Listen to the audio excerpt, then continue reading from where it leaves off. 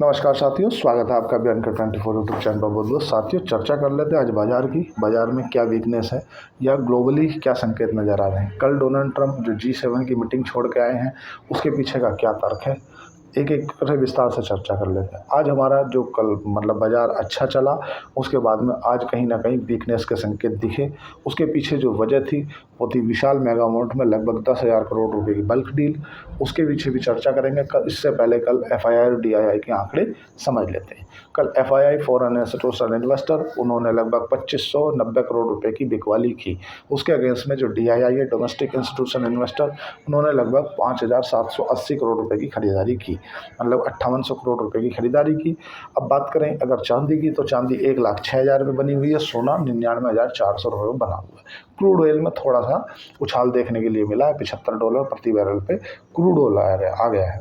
Iran और Israel के हमलों की बात करें तो इजराइल और ईरान के हमले कम होते नजर नहीं आ रहे हैं। दोनों के हमले जो हैं वो तेज बढ़ रहे हैं। ट्रंप ने G7 की जो मीटिंग है वो आधी में छोड़ दी है और छोड़ करके वो जल्द से जल्द आए हैं। तनाव को कम करने की अपील की है।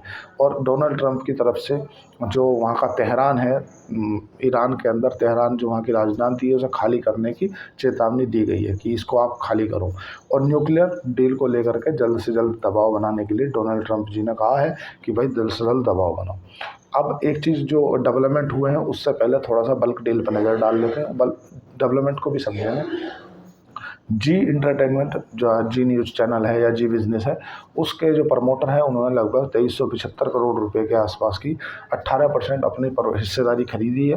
तो ये कहीं ना कहीं जी बिज़नेस के बारे में अच्छी खबर है। अगर बात करें थोड़ी सी बुरी खबर की, तो बुरी खबर में है विशाल मेगा मॉल, जिसमें 110 रुपये के फ्लोर प्राइस पे प्रमोटर ने लगभग 24% की हिस्सेदारी बेची है, जिसकी अगर कुल कीमत देखी जाए तो लगभग 9,900 करोड़ रुपया बनती है। ये बहुत ही नेगेटिव है भैया। आप प्रमोटर ऐसी बाज़ार में अगर ऊपर के रेट में माल बेच रहे हैं 110 के रेट में, और देखो क्या है, पहले इसकी उम्मीद जताई जा रही थी कि ये 5,000 करोड़ की डील होगी, लेकिन ये जो सामने आई लगभग 9,900 करोड़ रुपए की डील है। काहे इतना माल बेच रहे हो। पहले ही बाजार में काफ़ी गिरावट है। अगर बात करें हांगकांग, ताइवान और निके, तीनों के जो तीनों बाजार है उनमें सुस्ती देखने के लिए मिली है, मतलब वे कहीं ना कहीं सुस्त कारोबार कर रहे हैं। अगर बात करें कल बढ़िया ऐसा उम्मीद जताई जा रही थी कि यार हो सकता है अभी इजराइल और ईरान का भी जो तनाव है ये ख़त्म हो जाएगा।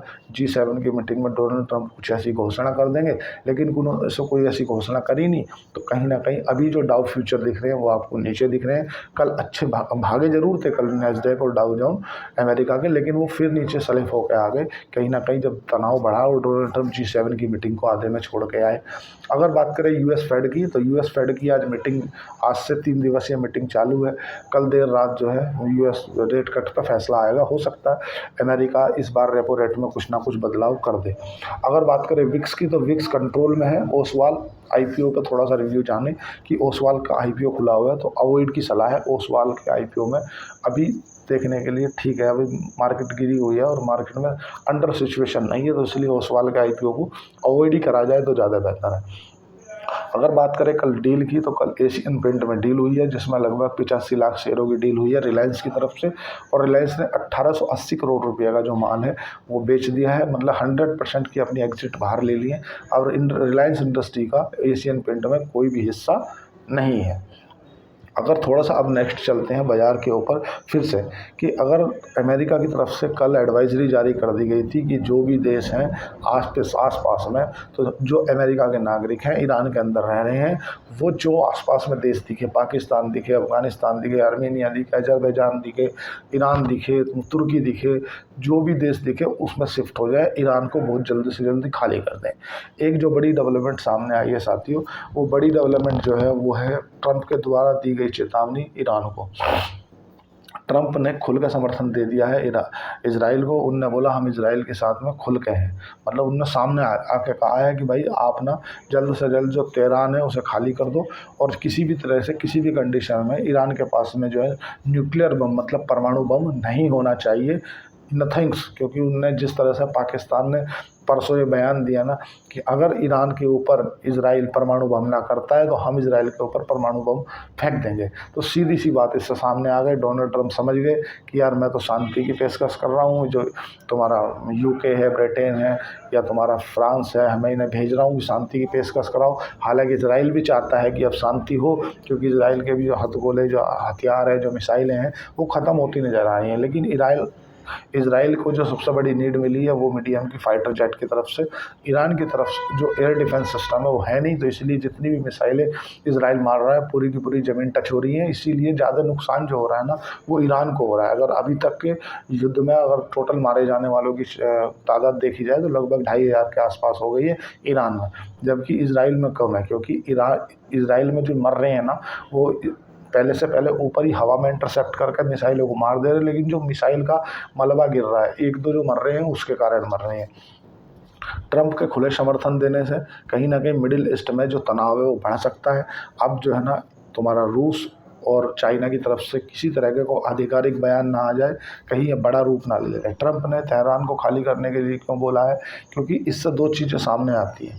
भाई अगर चेतावनी दे रहे हैं ट्रंप कि आप तेहरान को खाली कर दो, इसका मतलब है कुछ ना कुछ बड़ा हो सकता है। आने वाले 1-2 दिन में कुछ बड़ी कार्रवाई देखने के लिए मिल सकती है। या तो ईरान भी चाहेगा कि यार इस मामले को सॉर्ट आउट कर दिया जाए, क्योंकि अगर ये अमेरिका सामने आ जाता है खुल के, तो अमेरिका के साथ फ्रांस, ब्रिटेन, यूके, जर्मनी, जितने भी बड़े बड़े देश हैं अर्थव्यवस्था वाले और सब चीज़ों से लैस, वो कहीं ना कहीं सामने आ गए हैं। और अगर वो उनके ऊपर अटैक करता है तो मतलब कहीं ना कहीं फिर से ये युद्ध एक बड़ा रूप ले लेगा। वो ऐसा चाहता नहीं। इराक के साथ में क्या हुआ सब लोग जानते हैं, जब इराक ने कुवैत पर हमला कर दिया था और अमेरिका ने यूनाइटेड नेशन में ये सिद्ध कर दिया था कि भाई इसने एक परमाणु बम का या न्यूक्लियर जैसा कुछ ऐसा बना रहा था जिससे पूरी जनता को खतरा था, हमने इसलिए इसे मारा। फिर 32 देशों ने उसे मिलकर मारा, इसलिए इराक को आज ख़त्म कर दिया। इसीलिए ईरान चाहेगा नहीं कि अमेरिका से डायरेक्ट भिड़ना, और इजराइल उसे हमले रोक नहीं रहा है। ईरान चाहता है कि सीज़ फायर हो, लेकिन इजराइल हमले रोके तब सीज़ फायर हो। आज तो ये स्थिति बन गई है, क्योंकि न्यूज़ चैनल एजेंसी है जो वहाँ पर न्यूज़ बना रही थी, उसके ऊपर मिसाइल गिर जाती है और जैसे तैसे अपनी जान बचाती है। भारत के जितने नागरिक हैं, भारत को खुद अपनी चिंता बनी हुई है कि 10,500-700 के आसपास में जो नागरिक हैं जो वहाँ पे पढ़ने के लिए एमबीबीएस करने जाते हैं, उनकी भी जान की सुरक्षा का है। भारत की जो एम्बेसी है, हालांकि उन्होंने अपने एक नंबर जारी कर दिया है कि जिन लोगों को खतरा है वो हमारे यहाँ पे इस एम्बेसी पे कांटेक्ट कर सकते हैं और अपना जाके अपना जहाँ जहाँ एम्बेसी की तरफ से गाइड किया जाए कि आप वहाँ चले जाओ, उस देश में शिफ्ट हो जाओ, तो उसमें हो सकते हैं। लेकिन जो मामला है ना, ये तनाव अभी कम होता नज़र नहीं आ रहा, इसीलिए बाजार इसे भाप गया। तो कल बाजार में रहा जरूर रौनक, लेकिन उसके बाद धीरे धीरे नीचे फिसल गया। विक्स की बात करें तो विक्स में थोड़ा सा वोल्टिलिटी बनी हुई है। अगर बात करें पुट कॉल रेशियो की, तो पुट कॉल रेशियो जरूर अंडर है, पर ऐसे समय पुट कॉल रेशियो काम नहीं आते, क्योंकि जब किसी समय भी बाजार कोई भी बड़ा मूवमेंट ले ले, तो इसीलिए बहुत ही सतर्क रहने वाला समय है अभी के दौर में। अगर तनाव बढ़ता है तो तनाव बढ़ने में जो सबसे बड़ा रोल प्ले होगा ना, वो ये होगा कि रूस और चाइना की तरफ से आधिकारिक बयान क्या आता है। जिस तरह से डोनाल्ड ट्रंप ने स्पष्ट आके मतलब आधिकारिक पुष्टि कर दी है कि हम इजराइल के साथ हैं और हर हद तक साथ में हैं। जैसे कि अभी डोनाल्ड ट्रंप ऐसा कहने से बच रहे थे, आउट द वे थोड़ा सा जाकर न्यूट्रल बता दे रहे थे अपने आप को और कुछ कर रहे थे। उन G7 की जब वो मीटिंग छोड़ के आए, मतलब G7 की उन्होंने पूरी मीटिंग भी नहीं की है, वो आधी मीटिंग को छोड़ के आ गए और उन्होंने बोला कि हम जो है इजराइल के साथ हर हद तक हैं और ईरान के पास में न्यूक्लियर बम नहीं होना चाहिए, किसी भी कीमत पे नहीं होना चाहिए। ये मानवता के लिए खतरा है, क्योंकि पाकिस्तान ने ये बंद बुद्धि वाला जो बयान दिया कि हम इजराइल के ऊपर परमाणु बम मार देंगे। परमाणु बम की तो की कोई बात ही नहीं चल रही थी। जो एक दूसरे देश के ऊपर मिसाइलें मार रहे थे वहाँ तक सब ठीक था। पाकिस्तान ने खोबा कर दिया कि परमाणु बम, तो मतलब ये परमाणु बम वाली जो बात चली, डोनाल्ड ट्रंप समझ गए, बोले ये तो गड़बड़ वाला काम हो जाएगा, इसलिए इस मामले को शांत कराना अब जरूरी हो गया है। पहले सोच रहे थे कि यार ठीक है फ्रांस, ब्रिटेन, जर्मनी के माध्यम से बात करा लेते कुछ हो जाएगा, लेकिन अब डोनाल्ड ट्रंप को सामने आना पड़ रहा है। और जो बड़े बड़े लीडर्स हैं ना ईरान के अंदर, वो मारे जा चुके हैं। और क्योंकि इजराइल के जो हमले हैं ना वो इतने सटीक हैं कि अगर कोई बेडरूम में सो रहा है ना तो वो बेडरूम में ही हमला कर रहे हैं, और जिस बेडरूम में वो सो रहा है उसी बेडरूम में जिस जगह मारना चाह रहे उसी जगह उसे मार रहे हैं। जितने भी न्यूक्लियर से रिलेटेड साइंटिस्ट थे वो ईरान के मारे गए हैं।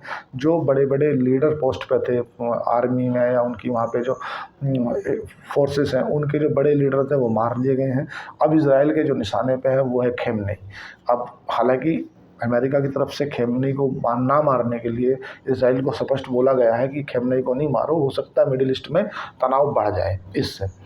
अब देखो बात किया सऊदी अरब की, सऊदी अरब ने अपना एयर स्पेस इस्तेमाल करने से मना कर दिया, और अपने यहाँ पे जो यूएस की सेना है उन्होंने बोला हमारे यहाँ से आप सेना यूज़ करके ईरान के ऊपर हमला नहीं करोगे। इस तरफ से तुम्हारा सीरिया, इराक और तुम्हारा जॉर्डन इन्होंने अपना एयर स्पेस इस्तेमाल करने से मना कर दिया है। देखने योग्य बात ये रहेगी कि क्या होता है। क्या ईरान हिजबुल्ला जो कि लेबनान में है उससे हमले कराता है, क्या ईरान जो गाजा पट्टी में हमास है उससे हमले करवाता है, या जो तुम्हारा यमन हूती समुदाय है उससे हमला करवाता है। लेकिन जो जियो पॉलिटिक्स है वो अभी बहुत उथल पुथल चल रही है, तो इसीलिए आपके लिए सबसे बेहतर है वो है शांति बनाए रखना। तनाव में आके पोजीशन बेचनी नहीं है और हबड़ दबड़ में आके खरीदनी नहीं है। जो भी कुछ करें, जो भी फाइनेंशियली डिसीजन ले अपने वित्तीय सलाहकार से पूछ के ही ले, ठीक है। अगर आपको शेर खान के साथ डीमैट अकाउंट खुलाना है तो आप नीचे दिए गए डिस्क्रिप्शन पे जा करके अकाउंट ओपन कर सकते हैं। मेरी ही ब्रांच में खुलेगा, मेरे लिंक पे जाकर ओपन कर सकते हैं। जो मॉरल सपोर्ट होगी वो मैं करूँगा। आज के लिए इतना ही। चैनल को लाइक करें, सब्सक्राइब करें, कमेंट करें। धन्यवाद, थैंक यू।